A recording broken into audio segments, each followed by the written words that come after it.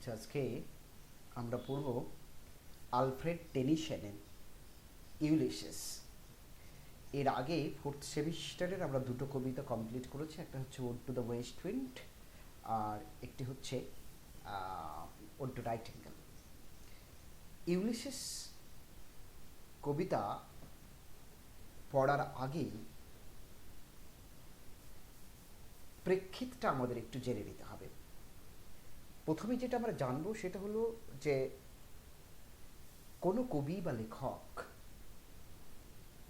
তিনি যে যুগে বিলং করেন সেই যুগ, সেই যুগের প্রভাব তার উপরে থাকে, তার লেখায় তার প্রকাশ ঘটে। No poet, no writer is free from the influence of the time, of the society he belongs to or she belongs to. In this case also, the Victorian period, the tone, temperament, attitude and outlook of the people of that period is reflected in this poem Ulysses, because the poet of this poem, Alfred Tennyson, belongs to the Victorian period. তোমরা জানো Victorian period হচ্ছে যে modern পিরিয়ডের আগের ফেজটা, romantic পিরিয়ডের পরের অংশ আর modern পিরিয়ডের আগের অংশ যেটা, সেটাকে ভিক্টোরিয়ান পিরিয়ড বলা হয়, যেটা মোটামুটি 1831 সাল থেকে শুরু ধরা হয়, মানে রোমান্টিক পিরিয়ডের পর।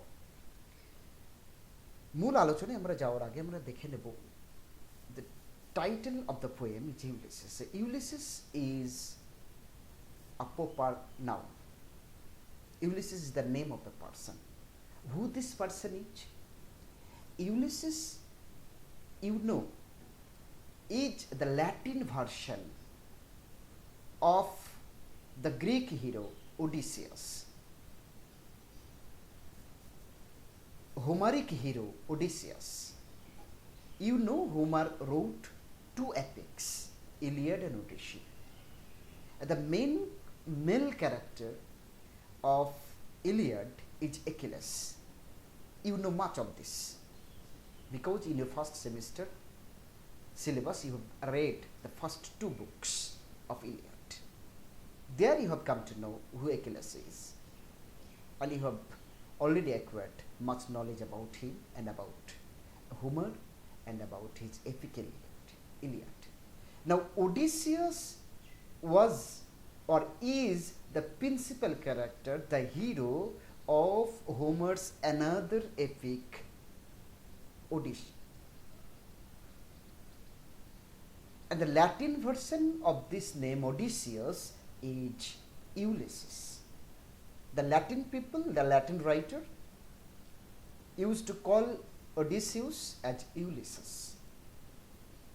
So this Ulysses is a great name in the history of European literature, the world literature. Ulysses is the person who also figures in the epic Iliad. In Iliad, you know, there is the story of 10 years long war between the Greeks and the Trojans, and it is through the strategy, through the technique, through the wisdom of Ulysses that the Greek people acquired victory in that battlefield, in that battle, in that war against the Trojans. So Ulysses is a famous name. Ulysses is a reputed person.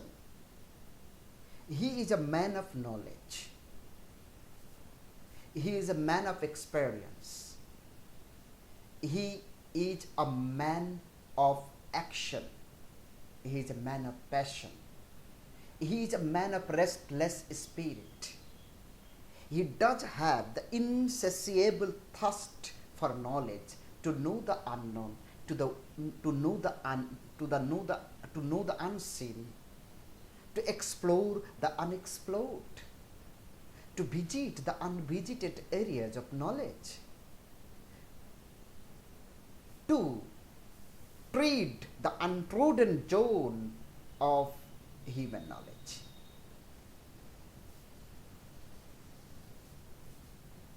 He can't rest from action. He does not like retirement. He does not want to have rest. He wants to go on working and working, exploring, acquiring new knowledge, new experience. So this is his spirit. This is his philosophy of life.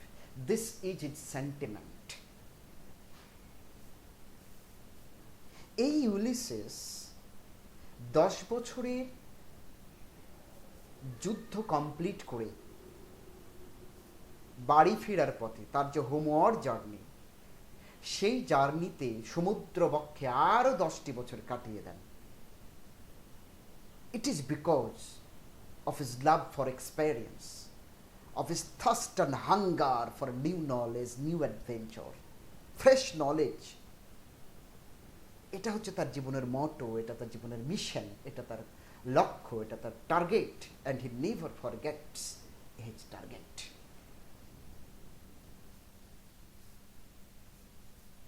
ইউলিসিসের এই যে temperament, ইউলিসিসের এই যে attitude, এই যে philosophy, তার এই যে personality, এই পার্সোনালিটির মধ্য দিয়ে আলফ্রেড টেনিসন ভিক্টোরিয়ান পিরিয়ডের mood, mentality, attitude, outlook and টেম্পারামেন্টটা তুলে ধরেছেন।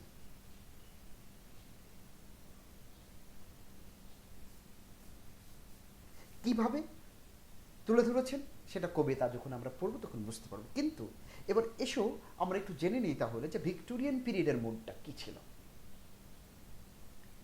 Victorian period witnessed an alarming development in all the fields of life, in the field of commerce, in the field of industry, in the luxury and comfort of life,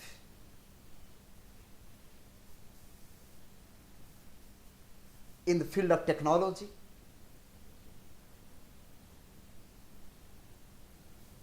in the field of knowledge, in the field of the development, imperial expansion, imperial development or imperial expansion. তোমরা জানো সেই সব Victorian পিরিয়ডে England গোটা পৃথিবীতে প্রায় তাদের colony স্থাপন করেছিল। এই যে এস্টাবলিশমেন্ট অফ নিউ কিংডম,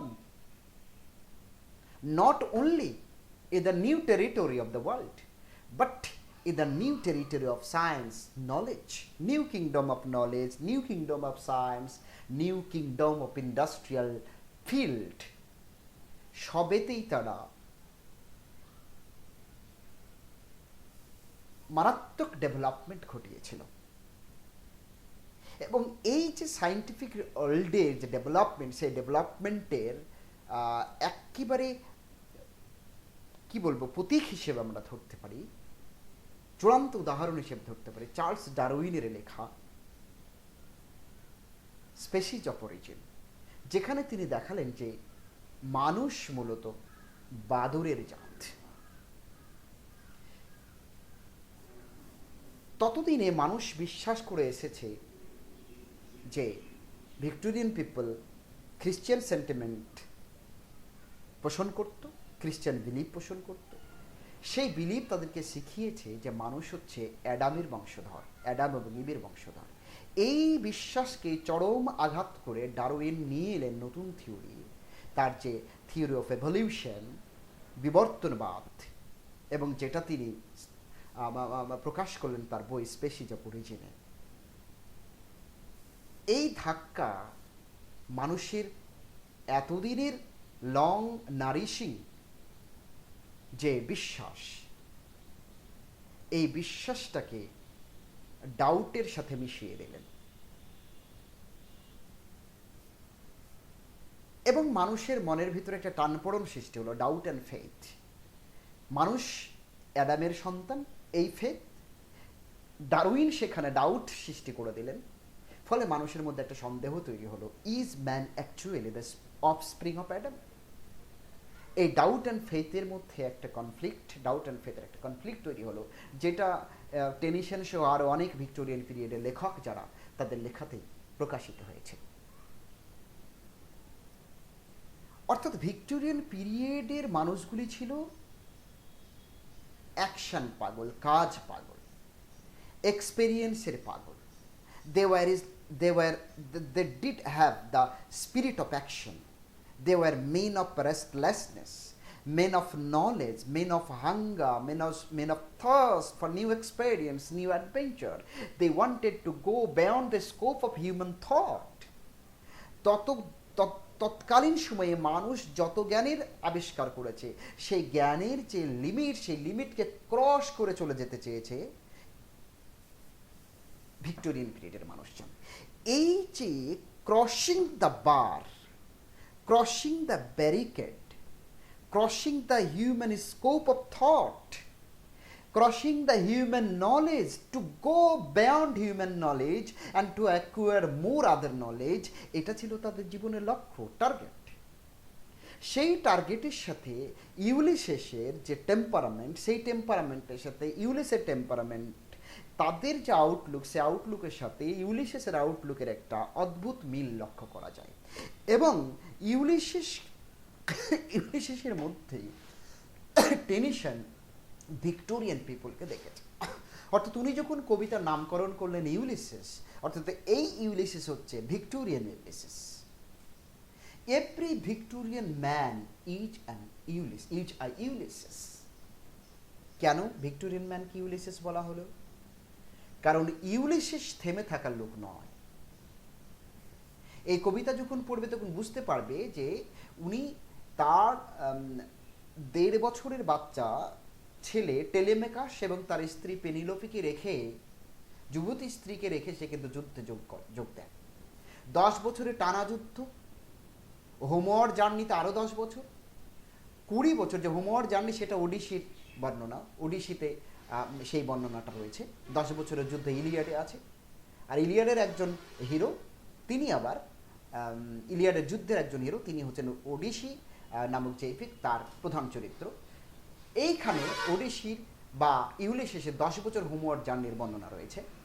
এই 10 বছর হোমওয়ার জার্নি, তাহলে দুটো মিলিয়ে 20 বছর পর তিনি বাড়িতে আসছেন। বাড়িতে আসার পর তিনি আবার সেই রাজত্বের, তিনি ইথাকা নামক একটি জায়গায় রাজা ছিলেন। সেই ইথাকার রাজত্বের আবার ভার তিনি গ্রহণ করলেন। কিন্তু সেই দেশ শাসন করতে গিয়ে তিনি হাড়ে হাড়ে বুঝতে পারলেন তিনি আর সে আগের লোকটি নন।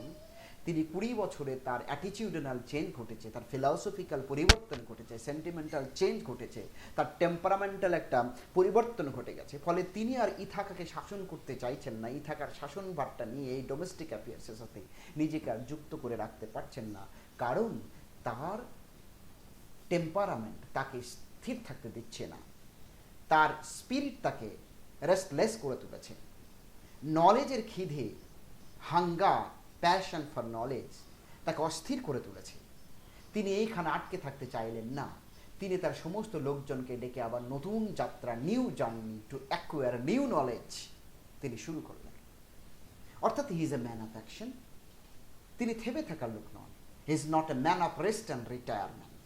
He is a man of action, man of continuation, man of restlessness, man of spirit,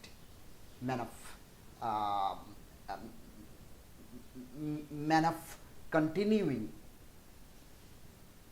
the exploration in different fields of human life. এইটা ছিল তার টেম্পারামেন্ট। সেই টেম্পারামেন্টের সাথে ভিক্টোরিয়ান যুগের যে মানুষজন, তাদের টেম্পারামেন্টটা মিলেছে।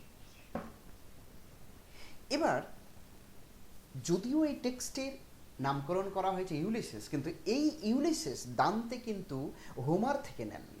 এই ইউলিসেসকে, ঠিকই ইউলিসেস হোমারের একজন হিরো, ওডিসি নামক এপিকে, কিন্তু টেনিসন সেই গ্রিক ভার্সনের যে ইউলিসিস তাকে নেননি, বরং উনি নিয়েছেন ল্যাটিন ভার্সনের ইউলিসিসকে। ল্যাটিন ভার্সনের যে ইউলিসিস, এই বর্ণনা উনি কোথায় পেয়েছেন? একজন ল্যাটিন রাইটার, তার নাম হচ্ছে দান্তে, আর তার একটি লেখা সেটা ডিভাইন কমেডি। ডিভাইন কমেডির একটা অংশ হচ্ছে ইনফার্নো। ডিভাইন কমেডিতে 3টে অংশ আছে, একটা হচ্ছে প্যারাডিসো, একটা পার্গেটোরিও, আর একটা হচ্ছে ইনফার্নো।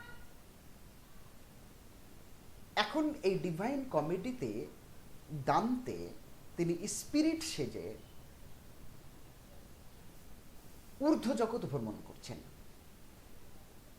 কসমিক ওয়ার্ল্ড উনি ভ্রমণ করছেন। সেখানে গাইড করছে তার মৃত স্ত্রী বিয়াট্রিচে। বিয়াট্রিচে তাকে গাইড করছে, তাকে ঊর্ধ্ব জগৎ দেখাচ্ছে। বিভিন্ন লোকের সাথে দেখা সাক্ষাৎ করার পর উনি এলেন ইউলিসেসের সাথে দেখা করতে। ইউলিসেসের সাথে যখন তিনি দেখা করছেন, ইউলিসেসকে তিনি জিজ্ঞাসা করলেন তার কর্মক্রিয়া সম্পর্কে। ইউলিসিস তার বর্ণনা দেওয়ার সময় ইউলিসিস বললেন যে তিনি যখন সমুদ্রে পাড়ি দিচ্ছিলেন, তখন জিব্রাল্টার নামক একটি জায়গায় তিনি একটি ফলক দেখতে পান, একটি পাথর দেখতে পান, যে পাথরে লেখা ছিল একটি বাক্য। সেই বাক্যটা কি না, তো beyond this let no man bend his mast. Beyond this, let no man bend his mast. Hercules নামক এক বিখ্যাত বীর, তিনি ওই অবধি যাত্রা করে তারপরে আর যাত্রা করতে পারেননি, তাই সেখানে ফলকে তিনি লিখে দিয়ে এসেছেন, এরপরে খবরদার করবে না যাওয়ার আবদার, এরপরে আর যাবে না, কারণ beyond this there lies the danger.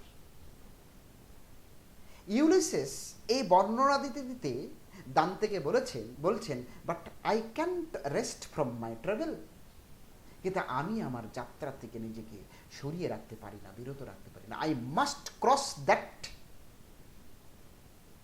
Writing, I must cross that shine, আমাকে সেই শাইন, সেই চিহ্ন, সেই ফলক পেরিয়ে যেতে হবে। অর্থাৎ ওই পাথরটা যে ফলক, সেই ফলকটা হচ্ছে হিউম্যান নলেজের সীমা। ইউলিসিস সেই সীমাটাকে ক্রস করে যেতে চান, তাই তিনি বললেন I can't rest from my travel, আমি আমার যাত্রা বন্ধ করতে পারি না। এই সীমা অতিক্রম করে যাওয়ার অ্যাটিটিউড ছিল ভিক্টোরিয়ান পিপলের মধ্যে। ভিক্টোরিয়ান পিপল, তৎকালীন মানুষ যে জ্ঞান অর্জন করেছেন, সেই জ্ঞানের প্রতি তারা স্যাটিসফাইড ছিলেন না। ফলে তারা they wanted to know more and more, acquire more and more knowledge, more experience, more adventure, more expedition, নতুন পৃথিবী সৃষ্টি করা, annexation of new kingdom in the field of science, in the field of industry, in the field of commerce, in the field of knowledge, and in the field of empire. New territory, নলেজের জগতে new territory স্থাপন করতে চেয়েছে। অর্থাৎ মানুষের যে scope of thought, সেই থটের বাইরে তারা যেতে চেয়েছে। যেমন ইউলিসিস হারকিউলিস নির্দিষ্ট যে ফলক, সেই ফলকের বাইরে যেতে চাইছেন, ভিক্টোরিয়ান পিপলগুলো কিন্তু হিউম্যান নলেজের যে ফলক, সেই ফলকের বাইরে যেতে চেয়েছেন। অর্থাৎ এই স্পিরিচুয়াল একটা মিল দেখা যাচ্ছে, টেম্পারামেন্টাল, অ্যাটিটিউডনাল, ফিলোসফিক্যাল, সেন্টিমেন্টাল, একটা আইডিয়াল, ইডিওলজিক্যাল একটা মিল লক্ষ্য করা যাচ্ছে ইউলিসিসের সাথে Victorian people. It is because of this Alfred Tennyson has very suitably, very properly, very appreciably, he had chosen the name Ulysses as the title of his poem, and through the personality of Ulysses, Tennyson has tried to present before us the tone, temperament, attitude of the Victorian Ulysses, Victorian people who were in tone and temperament like Ulysses. So here this Ulysses is actually the Victorian. Many Ulysses, clear. Another thing we should keep in mind that technically this poem is a dramatic monologue. And this is the first time you are going to read dramatic monologue in your syllabus.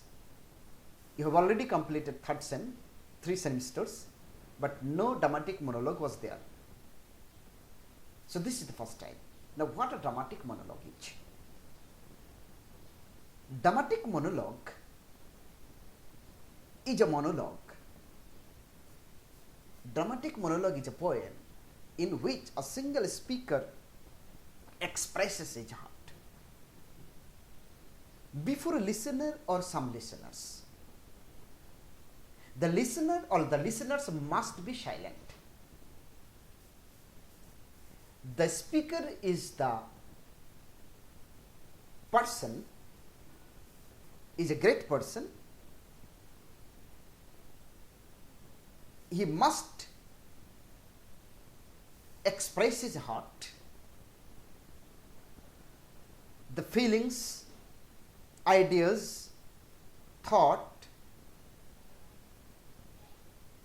in his heart he expresses before the silent listener, silent audience. And when he speaks his heart, speaks out his heart, he must be in a very critical situation of his life. অর্থাৎ dramatic monologue এমন একটি কবিতা যেখানে একজন single speaker তার মনের কথা খুলে বলবে সাইলেন্ট অডিয়েন্সের সামনে, এবং সে যখন মনের কথা বলবে তখন নিশ্চিতভাবে সে জীবনের কোনো এক ক্রুশিয়াল মুহূর্তে, ক্রিটিক্যাল মুহূর্তে বিলং করছে, এবং যিনি বক্তা হবেন তিনি এক প্রখ্যাত ব্যক্তিত্ব হবেন।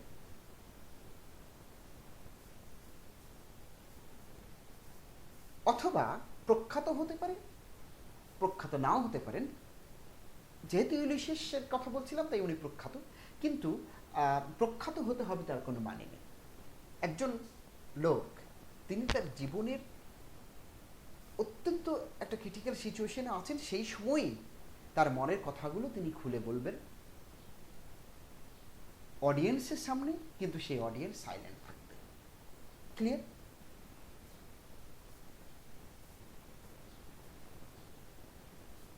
একটি বাংলা ড্রামাটিক মনোলগ, কবিতাটার নাম হচ্ছে সহমরণ, সত্যেন্দ্রনাথ দত্তের লেখা। সেখানে সতীদাহ প্রথার শিকার এক সদ্য বিবাহিতা, অল্প বয়স্কা সদ্য বিবাহিতা এক মহিলা, বালিকা বলতে পারো, অশীতিপর এক বৃদ্ধর সাথে তার বিয়ে হয়। তখন কুলীন প্রথা ছিল বলে সেই কুলীন প্রথার চাপে পড়ে বাবা অল্পবয়স্ক কন্যাকে মৃত্যুপথযাত্রী এক বৃদ্ধের সাথে বিয়ে দেয়। তৎকালীন প্রথা অনুযায়ী মেয়েটিকে সেই চিতায় বসিয়ে দেওয়া হয়, কিন্তু সে প্রাণে বাঁচতে চায়, বেঁচে থাকার তার অদম্য ইচ্ছা, তাই সে চিতা থেকে নদীতে ঝাঁপ দেয়, এবং সেই নদীতে সাঁতরাতে থাকা মেয়েটিকে আর একজন লোক তার নৌকোতে করে নিয়ে চলে যায়। তারপর সে লোকটির সাথে তার বিয়ে হয়। সেখানে চিতায় পুড়ে যাওয়া তার হাত, তার গা, হয়তো কোনো এক দুপুর বেলায় বাঁশঝাড়ের তলায় কোনো এক বৃদ্ধ মহিলা তাকে হয়তো জিজ্ঞাসা করেছে, তোমার গা পোড়া কেন? হয়তো জিজ্ঞাসা করেছে। তার প্রত্যুত্তরে মেয়েটি বলছে, জিজ্ঞাসিছ পোড়া কেন গা? শুনিবে তা? শোনো তবে মা, দুঃখের কথা বলবো কারে বা। জন্ম আমার হিঁদুর ঘরে, বাপের ঘরে খুব আদরে, ছিলাম বছর 10, কুলীন পিতা কুলের গোলে ফেলে দিলেন বুড়ার গোলে, হলাম পরের বশ। আচারে তার আস্ত হাসি, কি বলবো আর পরকাশি, মিটল সকল স্বাদ। এই বলে সে তার মনের কথা বলছে। কাকে বলছে সেটা আমরা আইডিয়া করতে পারি, কিন্তু শ্রোতা যে আছে তার কথা বলা ধরন থেকে বুঝতে পারি। একদম কবিতার শেষে দুটো লাইন আমার স্পষ্ট মনে নাই, তবে বলার চেষ্টা করছে, তবুও ভুল হলেও। মেয়েটি বলছে, স্বামী আমার মরদ জোয়ান, আছে আরো 1.5 বিঘা ধান, আমি নিজে মিশি বেচি মা, শুনিলে তো পোড়া কেন গা। অর্থাৎ মা বলে অ্যাড্রেস করে এক মহিলাকে সে তার জীবনের কথাগুলি বলছে। সে এক জীবনের খুব কষ্টকর এক মুহূর্তে রয়েছে, ক্রিটিক্যাল মুহূর্ত কমপ্লিট করে এসেছে, পেরিয়ে এসেছে। সেই ক্রিটিক্যাল মুহূর্তের কথা সে একজন জিজ্ঞাসু ব্যক্তিকে সে বলছে, মহিলাকে সে বলছে, ভদ্র মহিলাকে। অর্থাৎ এখানে স্পষ্ট হলো যে এই সতীদাহ প্রথার শিকার এক বালিকা, সে একজনের প্রশ্নের উত্তরে সে কথাগুলি বলছে, এবং তাতে করে তার মনের কথা, মনের ভালো লাগা, তার জীবনের কাহিনী সব কিছু বলেছে। আমি কিন্তু গোটা কবিতাতে তোমাদের সামনে বলিনি, প্রথমটুকু আমার মনে আছে, শেষে 2-1 লাইন অর্ধ অর্ধ মনে আছে, তা আমি তোমাদের বললাম মেমারি থেকে দিয়ে।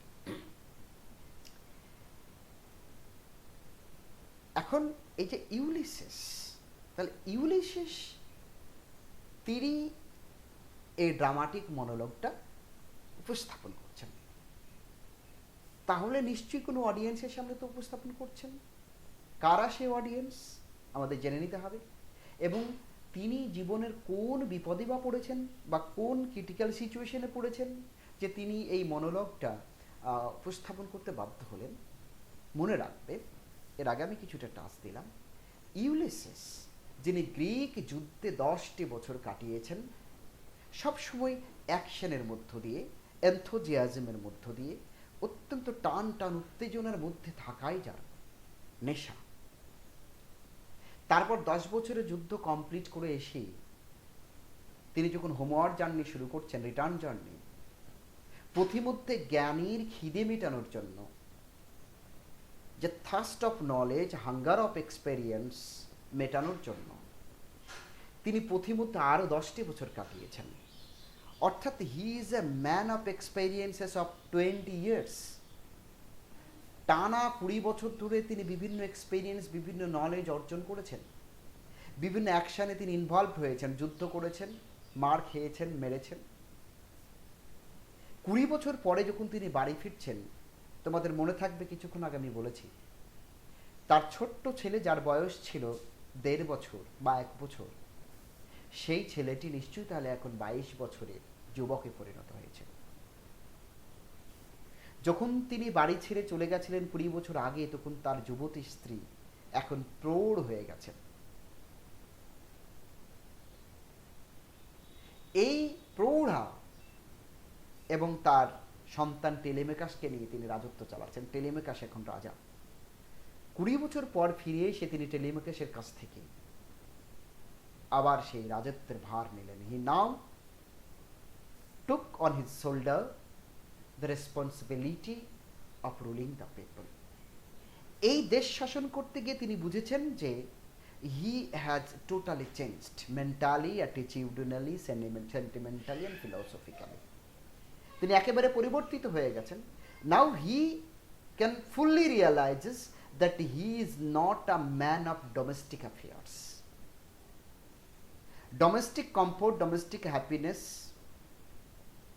ফ্যামিলি প্লেজার, এইটা তার জন্য নয়। এই আইডলনেস, এই সেডিমেন্টারি হ্যাবিট, বসে থাকা অভ্যাস, আনডিস্টার্ব লাইফ লিড করা তার মানায় না, এটা তিনি অনুধাবন করেছেন। কারণ তিনি সবসময় ঘোলা জলে থাকতে পছন্দ করেছেন এতদিন, 20 বছর ধরে। শান্ত জলের মাছ তিনি নন, তিনি অশান্ত জলের মাছে পরিণত হয়েছেন। মোষের যখন মাথা চুলকোয়, তখন সে যখন কলা গাছে মাথা চুলকোনোর মানে তৃপ্তি পেতে চাই মোষ, তখন কিন্তু তার চুলকানি আরো বেড়ে যায়। তার কি দরকার? তার পাথর দরকার। মোষের মাথা চুলকোলে পাথর দিয়ে চুলকানো দরকার, ঝাওয়া দিয়ে চুলকানো দরকার, ইট দিয়ে চুলকানো দরকার, কলা গাছ দিয়ে হবে না। বরং তার চুলকুনি আরো বৃদ্ধি করবে।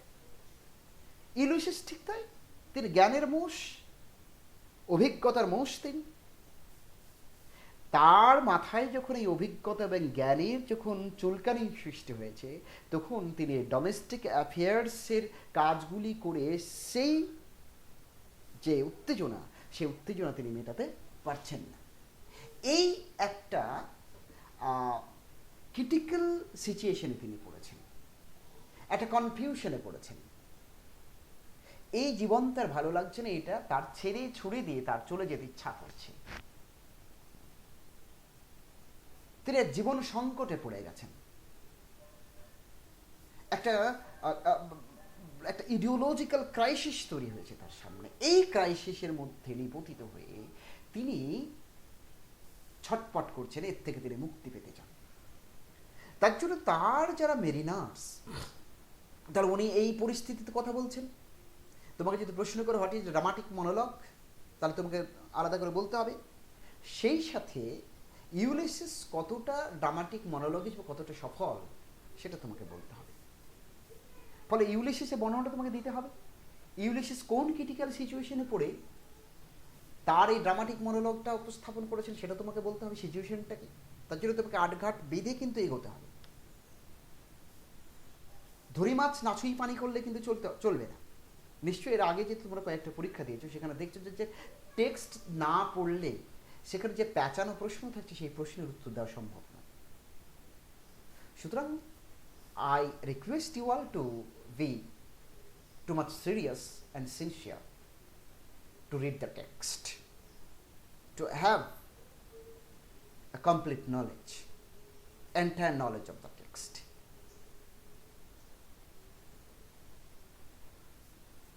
Develop the skill of understanding every line, every phrase, every word of the poem, because even a single word will be quoted in the examination and in the question paper, and you will be asked to bring out the significance of the word.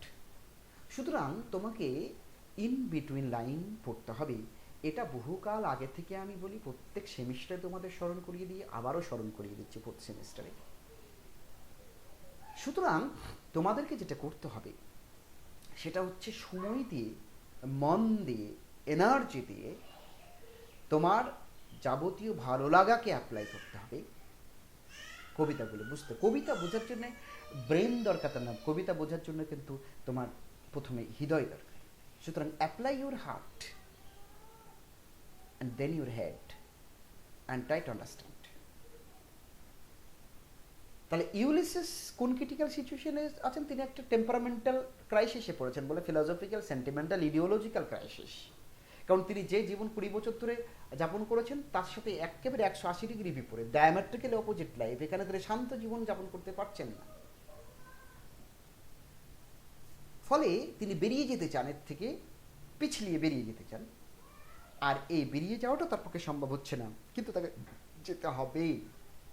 তিনি সইতে পারছেন না এই শান্ত ভাব, এই comfort, এই luxury, এই rest, এই ডোমেস্টিসিটি তিনি এনজয় করতে পারছেন না। তিনি কি এনজয় করেন? ঝড় বিক্ষুব্ধ সমুদ্র, রিস্কি পজিশন, যুদ্ধের টান টান উত্তেজনা। তিনি বলেছেন একসময়, I drank the delight of battle. যুদ্ধের আনন্দ তিনি পান করেছেন, অর্থাৎ যুদ্ধ তার কাছে মদের নেয়। এই কবিতার মধ্য দিয়ে ইউলিসিসের মধ্য দিয়ে আলফ্রেড টেনিসন তার জীবন আদর্শও তুলে ধরেছেন, তার ফিলোসফি তুলে ধরেছেন, যেটা ভিক্টোরিয়ান পিরিয়ডের টেম্পারামেন্টের সাথে মিশে যায়। এবং ইউলিসিসের জীবনটাকেও তুলে ধরেছেন। অর্থাৎ ভিক্টোরিয়ান পিরিয়ড তোমাদের বুঝতে হবে, ভিক্টোরিয়ান পিরিয়ড বুঝলে ইউলিসিস বুঝতে পারবে, ইউলিসিস বুঝতে পারলে তুমি ভিক্টোরিয়ান পিরিয়ডটা বুঝতে পারবে। ইউলিসিস কি আমি তোমাকে বর্ণনা করলাম, ইউলিসিস কোথা থেকে নেওয়া হয়েছে। ইনফার্নো নামক, মানে ডিভাইন কমেডি যে 3টে অংশের একটা অংশ ইনফার্নো, তার 26 নম্বর ক্যান্টোতে, সেই 26 নম্বর ক্যান্টো যখন ইউলিসিস পড়ছে, টেনিসন পড়ছেন, দান্তের লেখা, দান্তে তার বর্ণনা দিচ্ছেন ইউলিসিসের দেখা, ইউলিসিসের কাছে দেখা করতে গিয়ে ইউলিসিস বলল যে হারকিউলিস একটি জায়গায় লিখে দিয়ে এসেছিলেন, কি সেটা না, তো let no man bend his mast beyond this, এই কথাটা লিখে দিয়ে এসেছিলেন। ইউলিসিস তার প্রতিবাদে কি বলেছেন, I can't rest from my travel. এই যে I can't rest means I cannot remain satisfied with rest and retirement. তার কন্টিনিউশন দরকার, এক্সপ্লোরেশন কন্টিনিউ করতে চান, তার জ্ঞান যে নলেজ হান্টিং তিনি কন্টিনিউ করতে চান, প্যাশন ফর নলেজ এটা তিনি কন্টিনিউ করতে চান। এই যে sentence I can't rest from my travel, এইটাই হচ্ছে inspiration behind the composition of this text Ulysses. Clear? এবারে তাহলে আমি যেটা বলছিলাম, ইউলিসিস কাদের সামনে বক্তব্য দিচ্ছেন? তিনি তার যে সমস্ত কমরেড, যারা তার পিয়ার্স, যারা তার কম্পেনিয়ন্স, এতদিনের যুদ্ধে, এতদিনের তার যে যাত্রা, 20 বছরের যাত্রা, সেই যাত্রায় যারা তাকে সঙ্গ দিয়েছে, যারা তাকে সাপোর্ট দিয়েছে, এতদিন সাথে থেকেছে, তারাও ইউলিসিসের মতোই বয়স্ক হয়ে উঠেছেন, তাদেরও বয়স হয়েছে। সেই সমস্ত ওল্ড মেরিনার্স যারা, তাদেরকে তিনি কোনো এক সময় ডেকেছেন, ডেকে তাদেরকে তার মনের কথাটি বলছেন। যেটা তিনি বলছেন সেটাই হচ্ছে এই কবিতা। ইউলিসিস তার যে মেরিনার্স তাদেরকে ডেকে বলছেন, oh please listen to me, I am now in a great crisis of life. I cannot know how to escape from this crisis. Please listen to me. I can't find any pleasure, any happiness in this domestic life. My mind again and again instigates me, again and again ignites me to go beyond this domestic life, to lead a life like the earlier one, the life of expedition, life of adventure, life of action, life of boating, life of voyaging through the ocean, to know the unknown, to see the unseen, to explore the unexplored, to treat the untrodden area, to go beyond the human scope of thought. I can't rest. We can't rest. You're my supporter. You're my comrade. You're my companions. Please listen to me. I want to make another journey, the last journey of my life.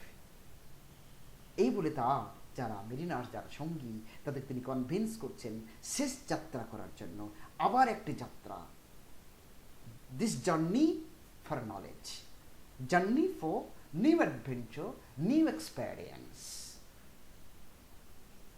এই বার্তা দিতে, এই মনের কথাগুলি খুলে বলতে তিনি সমস্ত মেরিনার্সদেরকে ডেকেছেন, এবং he is delivering a speech in an assembly of the mariners who were the companions of Ulysses in his 20 years long life of adventure. Clear? দেখো এবার স্টার্ট করো, start reading the text. It little profits that an idle king by this still heart among these barren crags, matched with an aged wife, I meet and dole unequal laws unto a savage race that hoard and sleep and feed and know not me. Now it little profits. It little is a word that implies negativity. It gives a negative sense. So it little profits means it is totally unprofitable.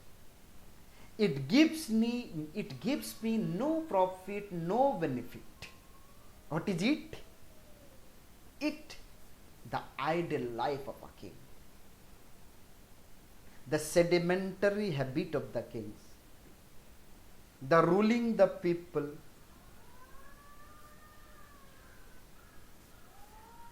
performing the duties of a king.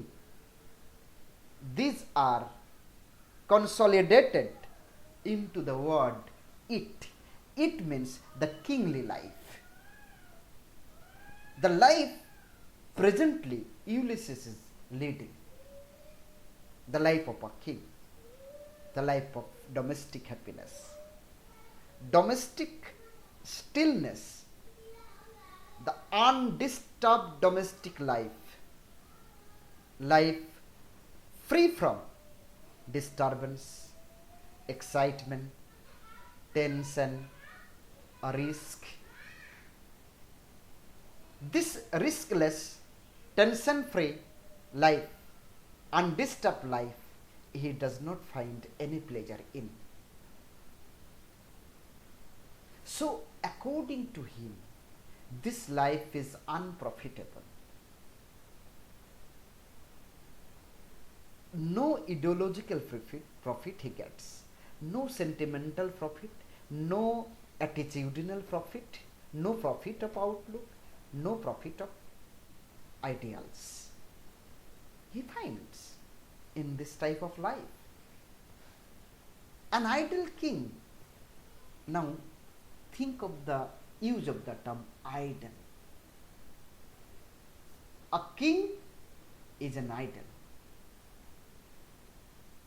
lazy, he is not active, and he is a man of activeness. He is not a man of idleness or laziness.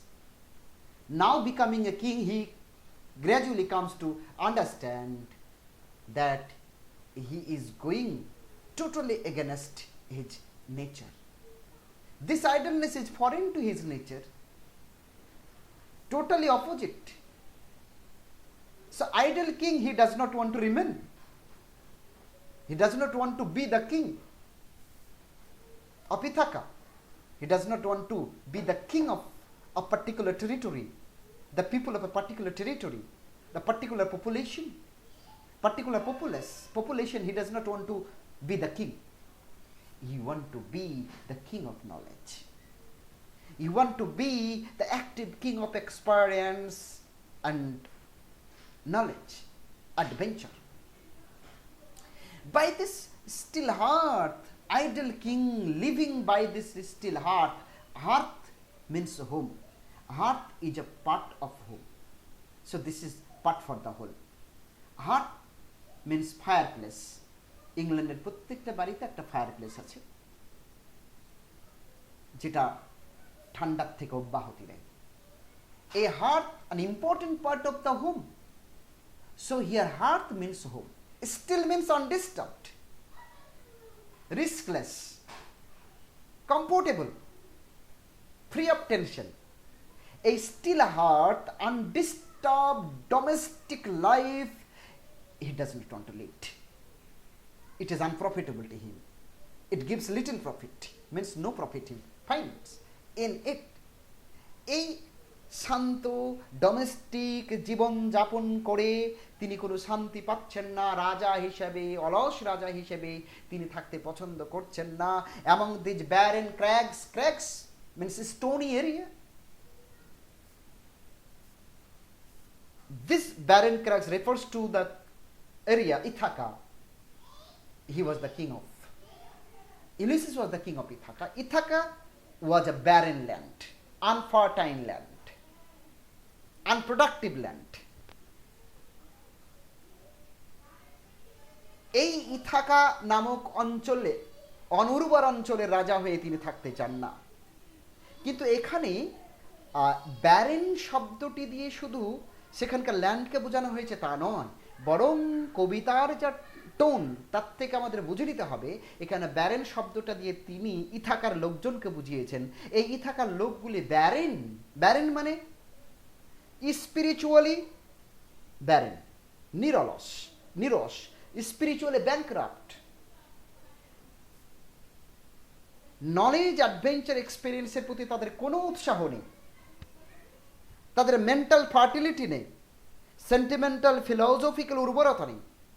এই লোকগুলি barren, এদের উৎসাহ নেই, উদ্দীপনা নেই, উদ্যোগ নেই, new enterprise নেই, থার্স্ট নেই, হাঙ্গার নেই, hunger for knowledge and experience নেই। এই উদ্যমহীন এই লোকগুলি এই লোকগুলোকে তিনি আসলে ব্যারেন বলতে চেয়েছেন। ল্যান্ডও ব্যারেন, ল্যান্ড যে লোকেরা বাস করে যে এই ল্যান্ডে তারাও ব্যারেন। এই ব্যারেন লোকগুলোকে তিনি শাসন করতে চান না, তার ভালো লাগে না তাদের, কারণ তাদের সাথে তার টেম্পারামেন্টাল ডিফারেন্স রয়েছে, ইডিওলজিক্যাল এবং সেন্টিমেন্টাল ডিফারেন্স রয়েছে। Matched with an aged wife, এক বৃদ্ধা স্ত্রীর সাথে, মানসিকভাবে অনুর্বর মানুষজনের সাথে অশান্ত জীবন যাপন করা, যা রাজার পক্ষে সাযুজ্যপূর্ণ হলেও তার পক্ষে সেটা সাযুজ্যপূর্ণ নয়। He is the king of knowledge, now he is temporarily he has become the king of A land. এই ল্যান্ড কিং হয়ে থাকতে চান না তিনি, তিনি নলেজ কিং হতে চান। নলেজ কিংটাই হচ্ছে তার আদর্শ, ল্যান্ড কিংডম নয়, নলেজ কিংডম তার আদর্শ। এইখানে এ অবধি ঠিক আছে, কিন্তু একটি জায়গায় আমরা ইউলিসিসের সমালোচনা না করে পারি না, যখন তিনি বললেন matched with an aged wife, যেমন করে তিনি ব্যারেন ক্র্যাক বললেন, লোকগুলোকে ব্যারেন বলছেন, তেমনি তিনি তার স্ত্রীকে এজেড কথাটা দিয়ে তার কন্টেম্প্ট প্রকাশ করছেন। এই কন্টেম্পচুয়াস অ্যাটিটিউডটা আমরা একদমই অপছন্দ করছি এই কারণে যে তার স্ত্রী পেনিলোপি তার ছোট্ট ছেলে টেলিমেকাসকে স্বামীহীন অবস্থায় যাবতীয় দায়িত্ব ঘাড়েরই এই ছেলেটিকে মানুষ করেছে। ছেলেটি এখন 22 বছরের যুবক। এই ইউলিসিস সেই স্ত্রীকে রেখে তিনি যুদ্ধে গেছিলেন, 20 বছর যুদ্ধ, 10 বছর যুদ্ধ করেছেন, 10 বছর রিটার্ন জার্নিতে কাটিয়েছেন, আর নির্বিকার চিত্তে এই মহিলাটি বাড়ির ভেতরে বসে তা সহ্য করেছেন। এবং তৎকালীন সময় নিয়ম ছিল কোনো বিখ্যাত প্রখ্যাত লোক যদি হারিয়ে যেতেন বা যুদ্ধে মারা যেতেন বা নিরুদ্দেশ হতেন, তাহলে সেই মেয়েটিকে, তার স্ত্রীকে বিয়ে করার জন্য ওই দরেরই সমান পজিশন হোল্ডার যারা, তারা এসে তাকে প্রস্তাব দিত। ইউলি পেনিলোপিকে হাজার প্রস্তাব দিয়েছেন অনেকজন, কিন্তু পেনিলোপি একটা অদ্ভুত ভঙ্গিতে তাদের সবাইকে তিনি তাদের প্রপোজালকে তিনি নাকচ করেছেন। কি করতেন তিনি? সবসময় সুতোর কাজ করতেন, সুতোর কাজ করতেন। এবং যখনই কেউ প্রস্তাব দিতে আসতো তখন ওই নতুন সূচো দিতেন, দিয়ে বলতেন এই সুতোটা শেষ, তারপরে আপনাকে জানাবো আমি আপনাকে বিয়ে করবো না করবো। তারপরে সুতোর কাজ শেষ হতো, আবার সুতো ঢুকিয়ে দিতেন সূচে, সুতোও শেষ হতো না, এবং তিনি হ্যাঁ না কিছুই তিনি হ্যাঁও বলতেন না। অর্থাৎ তার এই যে নিডল ওয়ার্ক, এই নিডল ওয়ার্কের মধ্য দিয়ে, এই নিডল ওয়ার্কের ঢাল হিসেবে ব্যবহার করে তিনি সমস্ত লোকের প্রস্তাবকে কি করেছেন? প্রত্যাখ্যান করেছেন। সেই ইউলিসিস কবে ফিরবে বলে? তার ছোট্ট ছেলেটিকে সে মানুষ করবে বলে। তাহলে এই যে স্বামী অনুগতা এই মহিলাটি তার স্বামীর জন্য 20 বছর ধরে তার যৌবনকে একটু একটু করে খুইয়েছে, সে নষ্ট করেছে, সেই মেয়েটির প্রতি এই বিরূপ মন্তব্য তার স্বামী করবে, এটা আমরা মেনে নিতে পারি না। Therefore, we can severely criticize Ulysses here, though he is a man of action, we accept this, we appreciate this, that he is a man of knowledge, but he is not a man of justice. He has done a wrong to his wife. This comment is a weight of injustice on his wife পেনিলোপি। এবং এখান থেকে একটা ফ্রেজও এসেছে ইংরেজিতে, সেটা হচ্ছে পেনিলোপিজ needle work.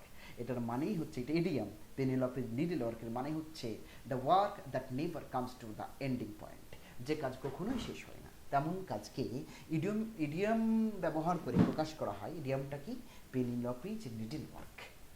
যেমন তোমরা পড়েছিলে, আমি বলেছিলাম তোমাদের, আপেল অফ অল ডিসকোড বলে একটি কথা আছে না, যেমন সমস্ত অনর্থের মূল, সেই যে আপেল, মনে পড়ছে? সেই ইলিয়াডের ব্যাকগ্রাউন্ড আলোচনা করার সময় আমি তোমাদের গ্রিক মিথোলজির কথা বলছিলাম ফার্স্ট সেমিস্টারে। তো উনি তাহলে এ অবধি কি বললেন? যে now I have become the king.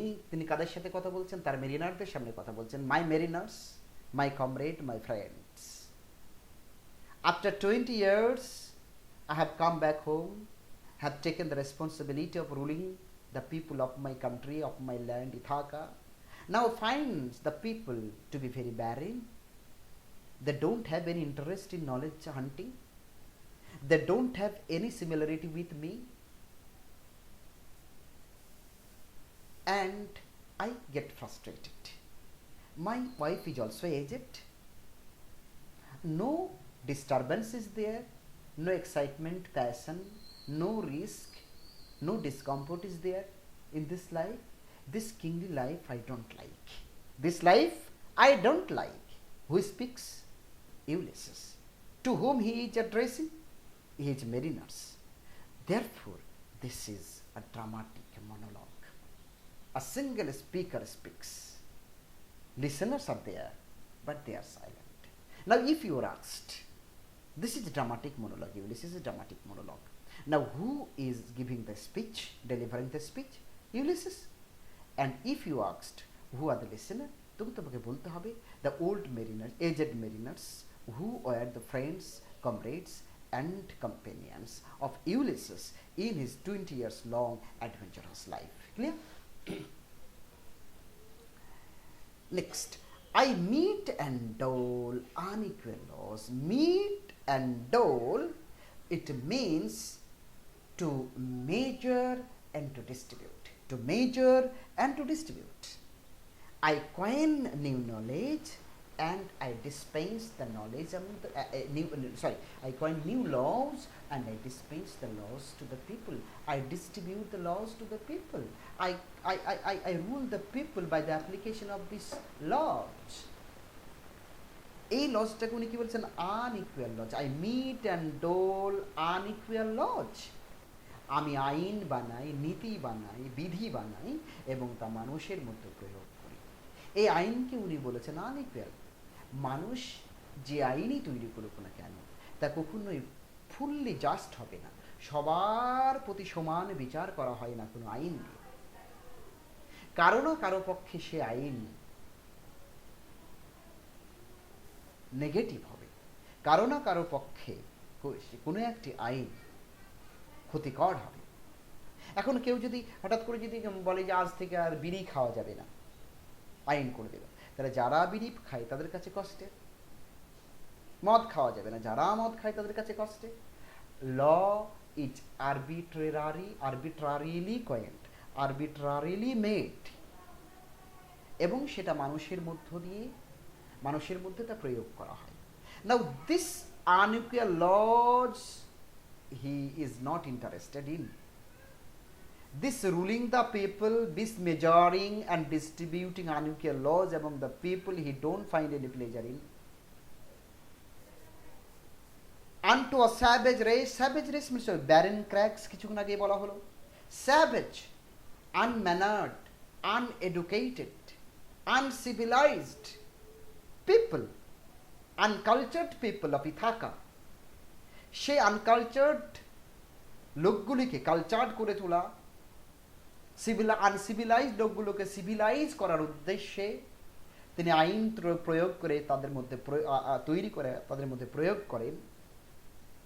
কিন্তু সেই লোকগুলি স্যাভেজ, তাদেরকে সিভিলাইজ করা এবং তজ্জনিত কারণে আইন তৈরি করা এবং সেই আইন যাকে তিনি আনইকুয়াল বলছেন সেই আইন প্রয়োগ করা, এটা তার কম্য নয় বলে তিনি ঘোষণা দিচ্ছেন।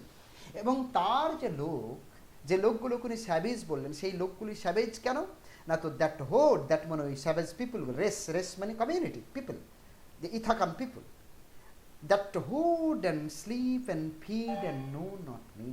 They are interested in storing, in accumulating, in hoarding, sleeping, feeding, eating, drinking and merrymaking.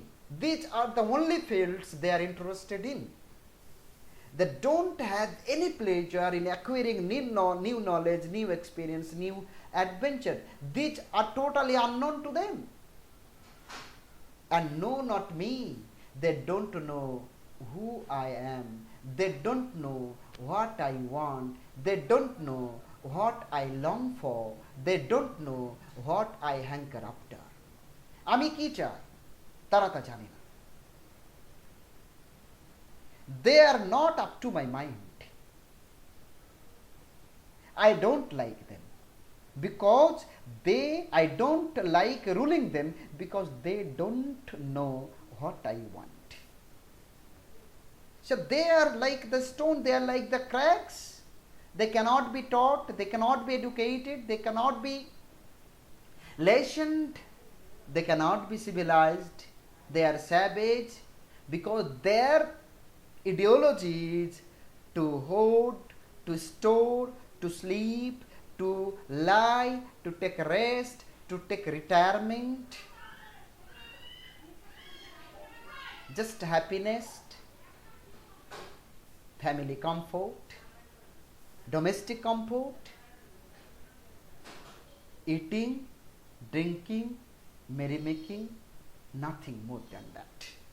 They know not me means they don't know what my ideology is. They don't know what my passion is. They don't know what my desire is, and you know what his passion, desire and sentiment is. And if you are asked what he is, what Ulysses is like, you have to describe his life history, right? So be careful and be thoughtful also. Be positive, be thoughtful, be careful, be sincere, be serious, and be active. Be laborious.